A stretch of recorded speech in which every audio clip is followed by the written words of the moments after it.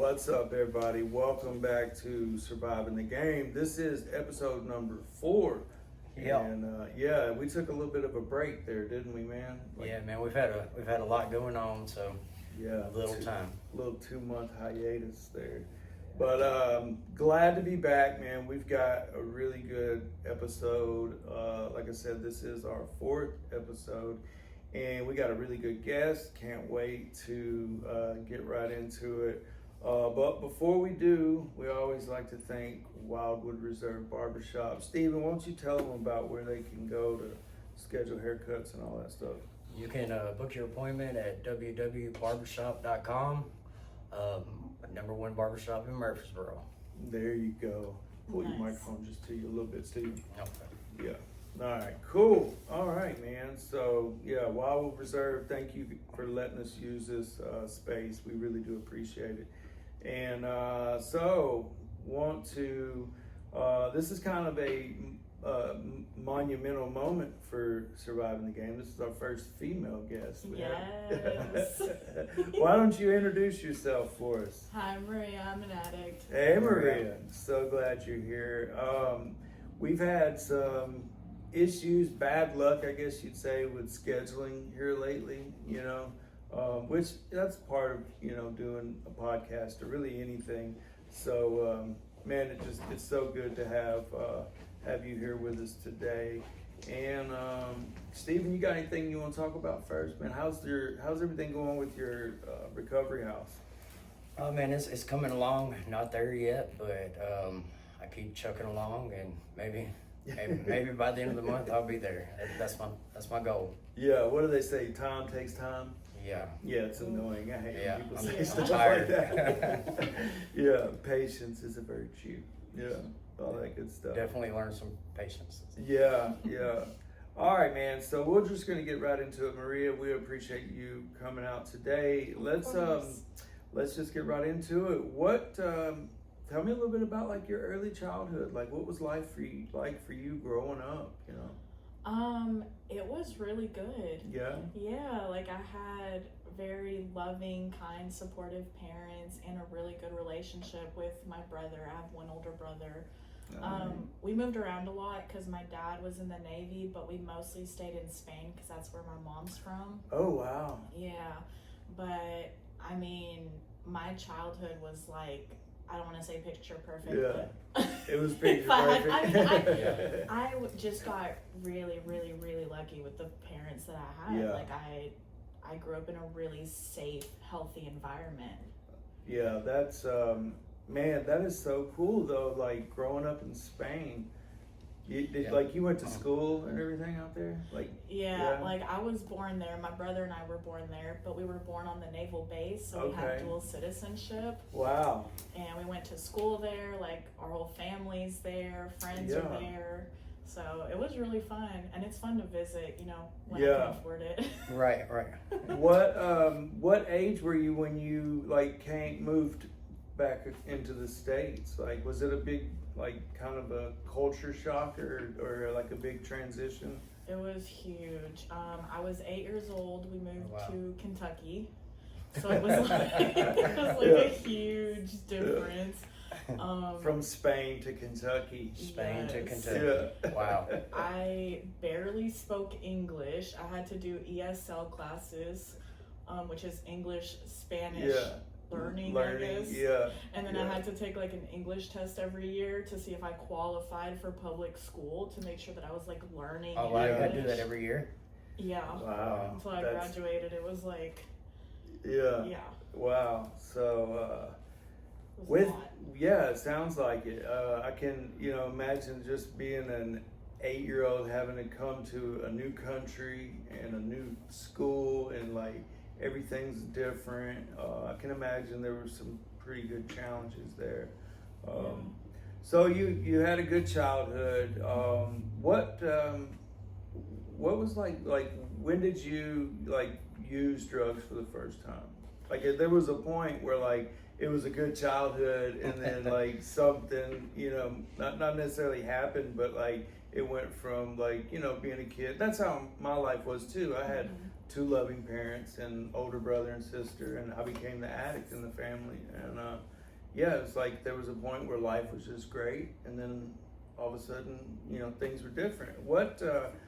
How old were you when the first time you used anything, and what was it that you used?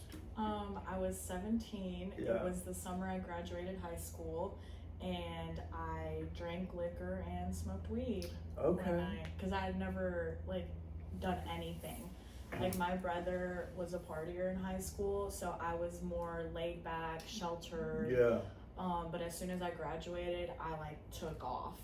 Yeah, And just you made started it to. experimenting. Yes, I feel like I was kind of the same experience. You know, I was sheltered. You know, my first party was graduation night. You know, but when I did, you know, it was all over. Yeah, Yeah. it didn't take long. Same. Yeah, so mine was a little different. I was like 13, and I partied all through high school. It was just kind of the normal thing. Yeah. So it sounds like you were probably a good student. Yes. Yeah, growing up, made good grades and all Yeah. that. I wasn't like A, B honor roll, but like I passed. Yeah. Just how You know, fast. I did my Yeah. homework. I Yeah. passed my tests and all my classes. Right. So So, like for me, you know, there was an instant attraction, like because that was for me the same thing. Like I smoked weed when I was 13, and there was like an instant like attraction to it. Like I knew that was something that I thought I was gonna do for the rest of my life. Obviously, didn't think of that leading to other, you know, hardcore drugs. But what was it like that first time? Like, was it kind of the eye-opening experience where you're like, ooh, I like that? it definitely was with the alcohol. Yeah. So I struggled with depression really bad, like from a young age, like in and Okay. out of hospitals and therapist Yeah. office, like from, I think I was like 10 when I went to my first one. Yeah. And it was like as soon as I drank and smoked, I just felt so free and happy and Right. giggly and Yeah, yeah. so I loved it. Yeah. What about, like, so for me, a part of life, like, I always wanted to fit in. I always felt like I didn't fit in, and I always, like, wanted to be everybody but myself. And I feel like using kind of made me a part of something, a part of a crowd, or I thought it made me look a certain way. Like what about like the progression? So like for me it was you know, smoking weed and drinking straight into like hardcore, like cocaine, like, you know, heavier drugs. What kind of a progression would you say that you had, and how fast was the progression? So I was the same way, like I never fit in, Mm-hmm. and I feel like alcohol and drugs gave me like friends finally, Yeah. and I was finally going to parties, and I went from drinking and smoking, I stuck to that for like a year maybe, you know, just going to frat parties, but Right. it was like I started drinking every single night and sleeping with wine bottles under my pillow and stealing my Oh, parents' liquor, and like, cause I lived with my parents and I Yeah. didn't want them to know, so I would just like hold it like I do my vape now under my pillow. Oh Lord, yeah, And- the vape. Yeah, and then so I did that for about a year, and then I got introduced to fentanyl, Oh wow. and that was like instant. So like no pain pills first, you just no pain. Well, I Oh, thought wow. it was pain pills. okay, press Yeah, pills, gotcha. it was Yeah. pressed. I wasn't aware that it Yeah. was fentanyl, but then when I found out, it was like I didn't care. Yeah. Like I was too far deep in it, and Right. I did not care. Yeah. Yeah, I think that the dangers of drugs, like when you're inactive, like you just don't care, like you like it's an afterthought, or even if it's a thought at all. Did you have any like moments where you started to think like, wait a minute, maybe things are getting a little bit too far off, you know, like with especially with Yeah. going from alcohol and weed to something so deadly like that? What do you think your first kind of inclination, like, hey, I might have a problem here, you know, like how, like from the progression standpoint, like how long did it take before you realized that you got a problem? It took like a month of me doing fentanyl because it's kind of a funny story. So I was detoxing for the first time, Yeah. but I didn't know I was detoxing. So I went to the doctor and I had them do an ultrasound of my gallbladder because I swore up and down that it was my gallbladder and that's why I was so sick. Oh, wow. And it wasn't until But they that's ran how it every feels like, test. yeah. They ran like every test, took blood work, and they were just like, dude, come Yeah. on. And I was like, no, like Not me. it's just fine. Like Yeah. I just do it with my friends. So you had no idea that that's like withdrawal, right? I had no idea. Yeah. I'd never felt it before. Because, like, I did drink heavily, and I smoked a lot, but, like, if I didn't drink, I never got sick. I mean, I had, Yeah. hangovers and Yeah. stuff, but no withdrawal symptoms. Yeah, yeah. Now, Stephen, you kind of were in the same boat as far as the way you guys started out using very similar story. And I don't think I asked you that question. What was like your progression like from that first night using or whatever, like you talked about at graduation, like what was your progression like from just starting to like, uh-oh? Well, I mean, in high school, I smoked a little bit, not a Yeah. lot. So, I mean, I wouldn't even call it really a habit, it was just more or less if I was over at the It guy's was house there, and, so there was that. But I like I told you before, I used to like think pills were like a placebo effect. Like they, Tylenol never done nothing for me. So Yeah. like, It's all in the head. and then, but from that first time when I took those Percocets, that whole bottle was sitting on my dresser from when my dad had that surgery.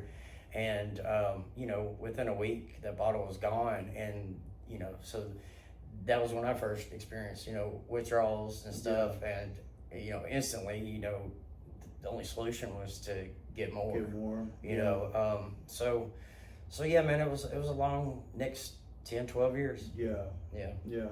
So, Now, Maria, so you were in college, right? Whenever fentanyl came into your life. Well, did you go to college? I did It's not like you not said go to something about frat college. parties and stuff. Oh, You was no, going I to was you the ain't just got to go to going college to party. go to the frat party. Okay. No, I got Okay. like heavily into drinking right out of high school, and I was Yeah. like, I'm taking the year. This was like 7 years ago. I'm taking the year off. Yeah. Yeah. Oh, I think that's probably a common thing for a lot of young adults, especially right out of school. They're not sure what they want to do, and then 1 year turns into 7 years, and then especially if you add in addiction Oh, to yeah. that factor as well. So what like you realized within a month like that you kind of had a problem. What did you do? Like, did you talk to anybody about that, or did you try like to stop and you couldn't on your own? And like, what was that like when you wanted to stop and you couldn't? It was scary. Yeah. Like the first time, I didn't like that I was dependent on it, and I always said that I was never going to be an addict because I'm not like those Right. people. Yeah. Right? Because I had such a horrible view of addicts. I really Yeah. did. And the first time I tried to stop, obviously got sick, and so I decided that I was just going to keep a calendar and mark off what days I was going to reward myself with a line. There you go. And that never worked. No, it doesn't work. And then I'll I say, would how'd look that back. schedule go? Oh yeah, I would look back and it'd be like 3 months in, and I'm like, oh Dang, didn't work out. no. Yeah, that's a very common thing with us addicts is we try to rationalize and we try to do everything we can to make using work, and even something kind of silly like what you just said, making like a calendar and like doing all these things. Trying to manage it. Yeah, trying to Yeah. manage it and hold on to that right to use, what kind of effects do you think using opiates like that had on your mental well-being? Because I know for me, it really it put me in a situation where suicide seemed like a great idea. Yeah, I mean, it was like, it's hard to explain because I was so numb, but the Yeah. only thing I could feel was depression and misery and suicide. Like, those are like the only feelings I Yeah. could feel. I didn't feel happy. I was never laughing. It was just Yeah. straight faced or anger, a Yeah, lot of anger. Yeah. You know, from it being high, people think like when you're in addiction that you're having a good time, like it's fun. And it's like it gets to a point where it is not fun It anymore. gets to a point real quick that it's not fun. Yeah. It's just Yeah. business. It's just business. Yeah, it's a matter of staying well. Yeah. And the only way to stay well is get more misery, you know? Yeah, so wanting to stop, like you got to a point, right, where you were wanting to stop. What and you obviously couldn't on your own. Mm-mm. What was your solution?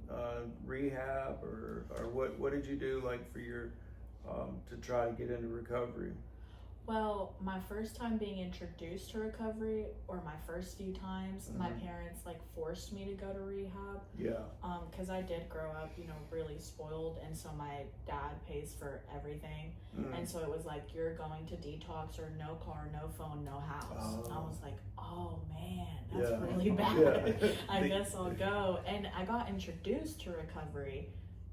That's not when I wanted to stop. Right. I went back a few more times Yeah. over the course of like 3 or 4 years in and out of rehab. Mm-hmm. And it wasn't until like 2021. I still had reservations though. Because I did, you know, I still had reservations, but I managed to get to 10 months clean. Yeah.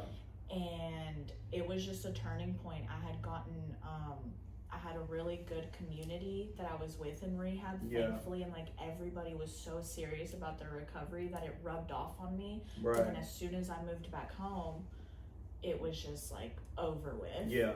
It's coming back to the environment that you use in. Like I had similar experiences too, where in a facility, everything seems great because you got people that also are in the same situation that you think, you know, that you're going to be able to do it once you get out. But it doesn't take long to realize that, you know, those same people that you're surrounded, they're not going to be a part of your life very long. No. You're going to go back to the same situation. So you like you went to rehab. How many times do you think you went? Like, and in how long? Like over how many years? Over, I think the span of like 3 years, I went 5 or 6 times. Yeah. It was like I'd be out a couple months and then I would go, and some of them were like 4, 5, 6 month long programs, and I still couldn't get it. Yeah. Like I would just do so well while I'm in it. But like you said, you know, you're like in a bubble and you're safe and you have therapy on right there and all these people there to help you, and in the real world it's like, yeah, you have it, but they're not right there accessible. Yeah. It I think, you know, like today with the dangers of like the drugs now, you know, it's like you're completely blessed if you do get another opportunity to go back, you know, because I've seen a lot of people relapse and then like that's it. They don't get that second chance or third chance or however many chances.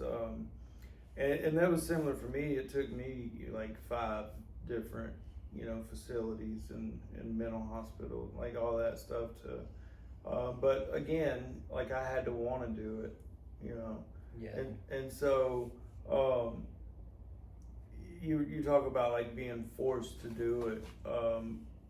What do you think changed for you to where you wanted to do it? Like what was going on in your life where you thought like I don't want to do this anymore? Honestly, I was in treatment in Murfreesboro, and I got introduced to a 12-step program that aligned more with what I like. It just spoke more to me. Yeah. And that was like when a switch like it just went off, and I was like, oh my God, I love this. Yeah. Yeah. Still relapsed after. Right. But I didn't go back to treatment after that. I just went straight back to sober living and just detox there. But that was like my moment. Was just getting introduced to this new fellowship that I had never been exposed to before in treatment centers, and so it was like, whoa, like this is different, this is new, it's fun. But I think also with like relapse too, it's important to like, you know, pick yourself back up. I remember one time, the first time I got clean, I made it like roughly 4 months.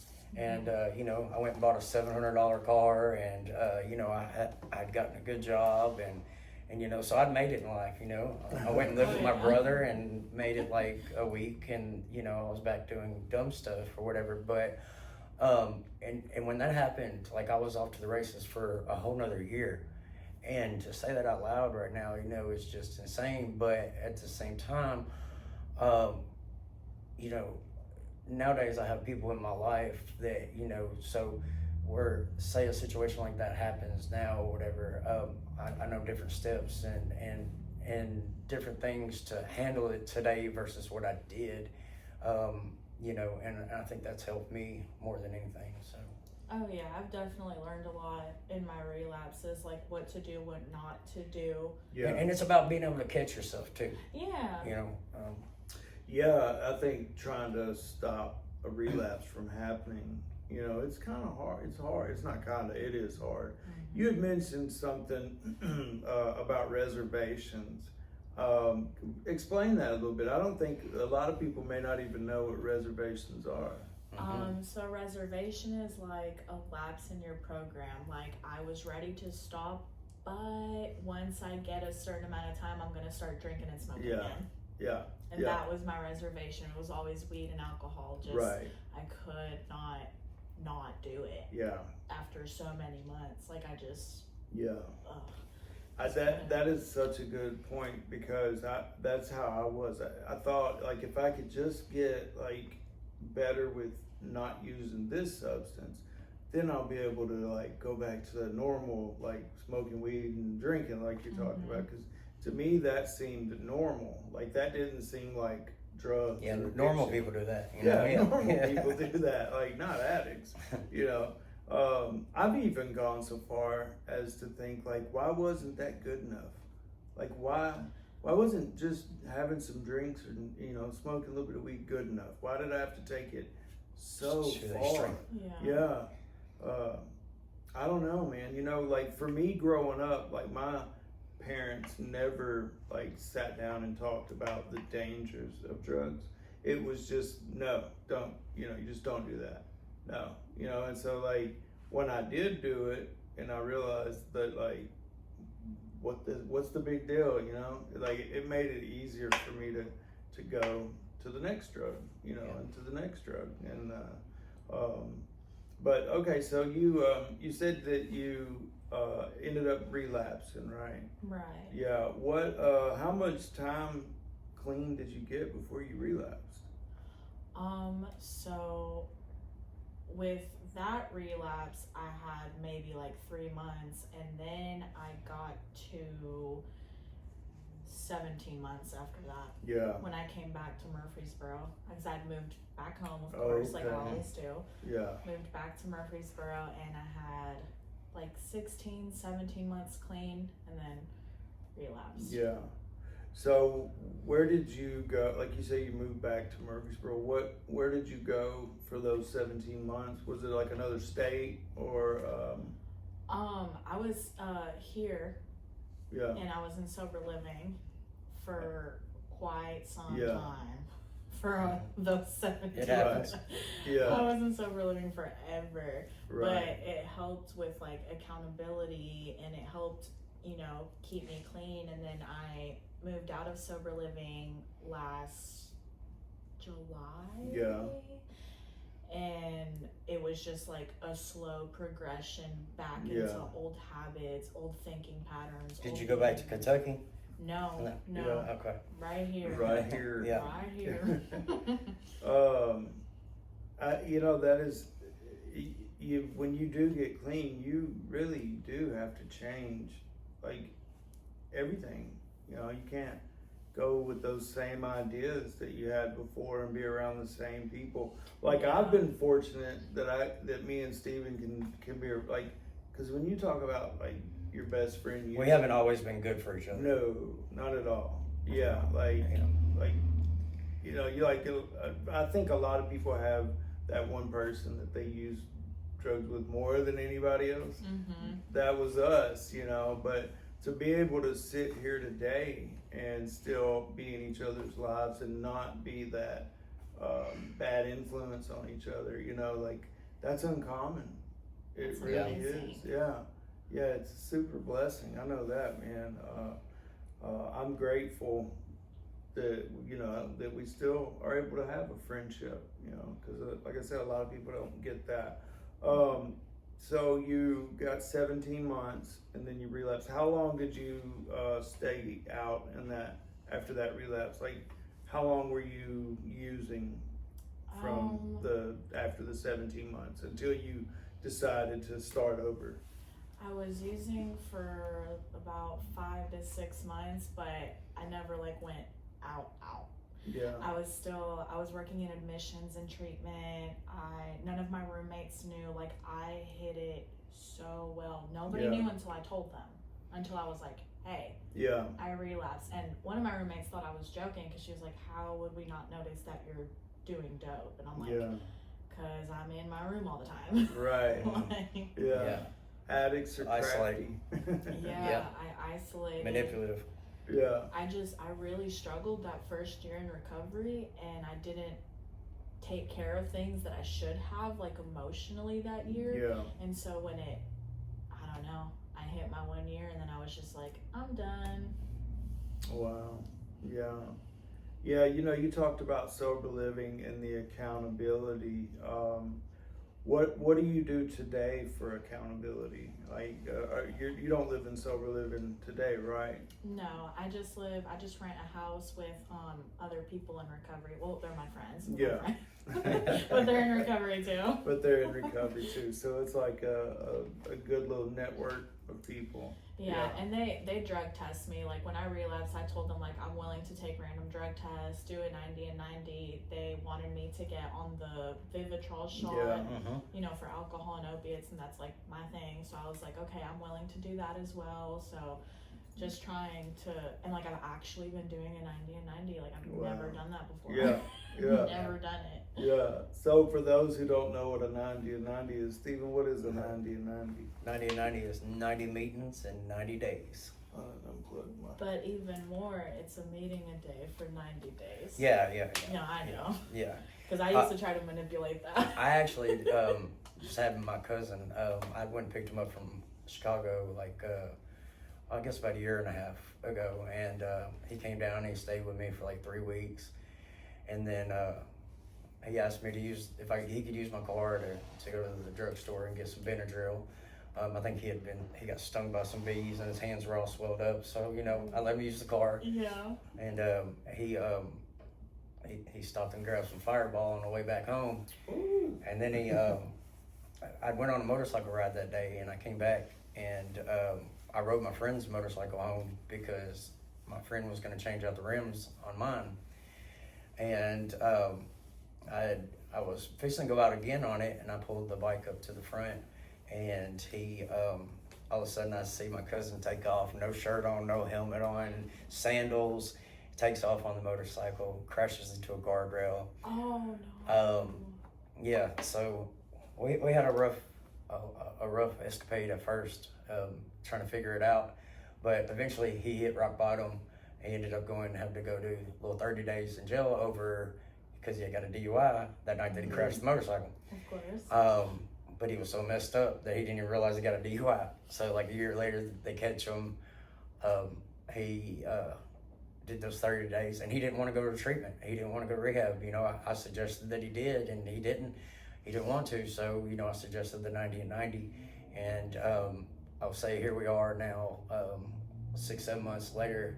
And man, I couldn't be more proud of my cousin Michael. He's really turned it around. And at the end of that 90 days, I said, I told him, I said, I want you to pay attention to how your life is today. And then in 90 days, we're going to have this conversation again. And I want you to tell me how your life is different today. And yeah, man, I couldn't be more proud of him. He's doing great. I love that. Yeah, Michael's a good dude. But that goes back again to having good people around you.